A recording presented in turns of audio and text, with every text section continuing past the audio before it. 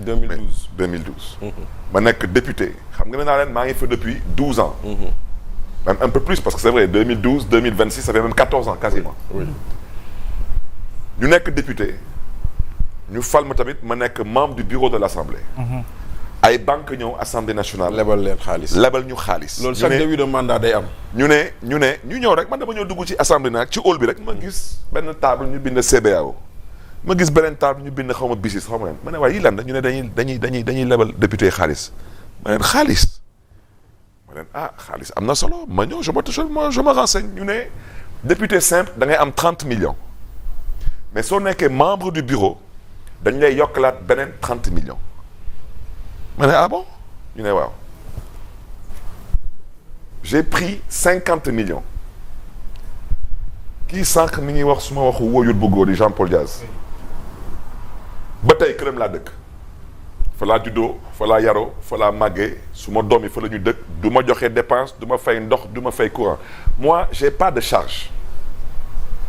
vous comprenez donc man ma charge. yomb na de monsieur le maire nag. yomb na de monsieur le maire nag. waaw mën na mbir bi demee. mais dafa yomb de. mais moo tax nag suma këru pap du ma fa ngaan du ma wax. damay naw su ma génnee nag ci buntu kër gi. ma teg ko ci. wante ci kër gi. damay toog saa bu ñu taxawee si en télévision damay ne. waaw donc tu as raison. J'ai démarré avec des prêts que j'avais pris à l'Assemblée nationale. ma jënd ci tool. wax naa leen ko j'ai payé 1 million du mètre carré j'ai commencé avec 3 hectares. lu ma njëkk a def mooy defar forage parce que mbay ndox mooy bay. C'est important. ma def forage. J'ai étendu mon exploitation et j'ai commencé à travailler. C'est vrai que ba may démarrer j'ai démarré avec quasiment 50 millions. Vous comprenez? Parce que effectivement c'est les moyens. Bon effectivement il y a peut-être des jeunes de mon âge. Je dois aussi dire la vérité. La vérité c'est que si je n'avais pas été député, je n'aurais peut-être pas eu cette somme. Je n'aurais peut-être pas pu commencer cette exploitation. parce que sa salaire u député moo la garantir. moo ma garantir. jeune bi nag dafay bëgg a béy. te amul lu ko garantir mais nag suma papa ak suma yaay. dañ ma tamit jàppale ak suma ay sœurs. tout à fait. dañ ma jàppale. may ñafe di dem may ñafe di dem. may ñafe di dem. et la chance que j'avais je ne vivais pas de ça. du ma jënd essence. te am naa salaire. Naturellement. Voilà. mais Maintenant nag j'ai une expérience que je vais partager avec vous. exactement laquelle. ba may bëggoon dugal suma réseau goutte à goutte. ñun laaj ma 20 millions. pour jënd benn parce que jamono jooju zone boobu amuloon énergie. ma naroon jënd benn groupe électrogène ak ay goutte à goutte. ma dem CNCA. ñu may kayitloo. ba ma jàppante ak ñoom foofu. ñu ngi may dégg. donc la vérité.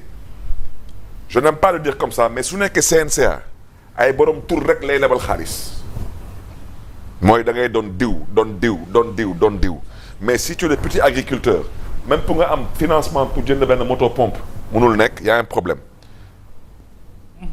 et le paradigme c'est que fii par exemple da ngeen di xool agriculture bi pendant la période de l'hivernage à part ay gerte ay dugub ay voilà yooyu ngay mën a béy mais doo mën a béy ay tomate ay kaani ay ñoom seen lu tax parce que les conditions sont pas réunies amoo serre amoo et cetera c'est un paradoxe et la vérité je vous l'ai déjà dit c'est que aujourd'hui il faut que les dirigeants de ce pays ñu nangu xool lan mooy seen priorité moo tax ñun waa Sénégal bi ñu bokk chaque fois dama koy wax nee naa bés bu ñu yàlla dénkee Sénégal dañ koy tabax mu am jëmmu doomu aadama parce que doomu aadama lu ñu gëm day taxaw ni doomu aadama ni taxawee ci ñaari tànk benn tànk bi day nekk jàng bi beneen tànk bi day nekk wérgu yaram gi accès à tous et gratuit pour tous beneen bi nag doomu aadama nu muy amee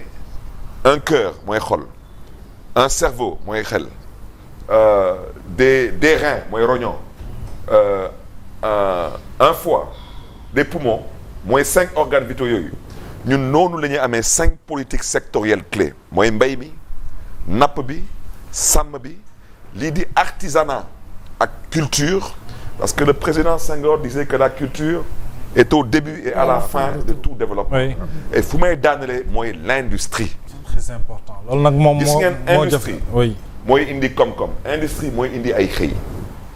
commerce jënd jaay je le dis toujours am na solo baax na wante commerce jënd jaay du indi du créer xëy du indi richesse.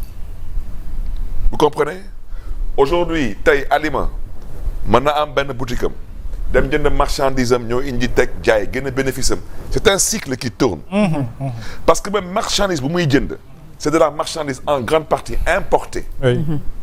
yaa xam ay yére la. C'est fabriqué par d'autres pays. C'est fabriqué par d'autres pays. C'est de la valeur ajoutée dans d'autres pays. Exactement. Industrie jooju lu tax mu am solo. mais soo jëlee lu mel ni gerte je reviendrai après sur la question de Bachir. mais il y avait la Sonacos. mais la Sonacos ça crée des centaines d'emplois pour ne pas dire des milliers d'emplois directs et indirects. léegi moom c'est compliqué. Vous comprenez? Mais c'est la raison pour laquelle les campagnes arachidières sont catastrophiques. Vous comprenez? Et la vérité tey par rapport ak gerte bi on doit laisser la possibilité aux paysans de le vendre aux Chinois loolu mooy dëgg. bañ a am ay intermédiaires. yow soo mënulee dimbali béykat bi ci lu muy liggéey mais nga bàyyi ko au moins su amee beneen opportunité bu mën koo exploiter. beneen bi mooy yéen ñëpp yéen a ngi fàttaliku jamono Sodefitex. avec le coton dans le Tambacounda. yéen ñëpp yéen a ngi fàttaliku jamono ICS avec l'engrais.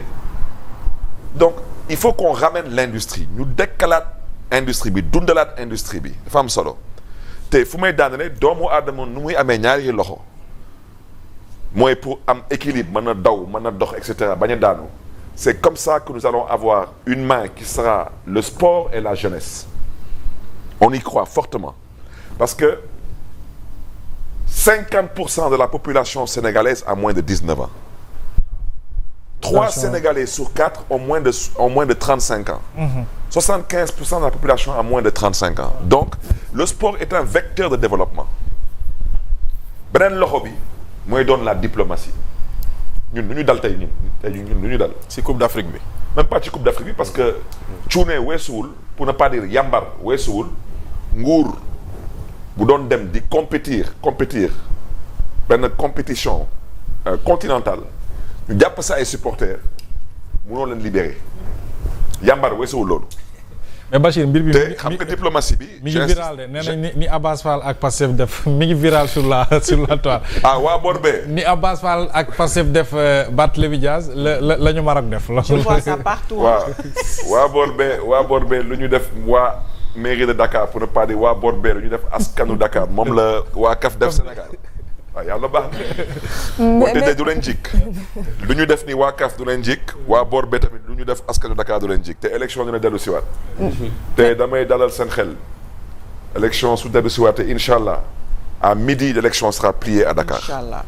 Parce que les Dakarois savent qu'ils ont fait une erreur en votant pour ces gens à la présidentielle et en leur donnant une majorité aux législatives. Mais waa Dakar da gën a sonn ñëpp et ils ont payé le prix le plus fort en termes de sang versé et de vie sacrifiée wante waa Dakar xamme nañ te ràññee nañ te xam nañ lan mooy njëriñu mairie de Dakar te tey xawma kan wante waa Dakar nam nañ Barthélémy Dias ça c'est clair et net.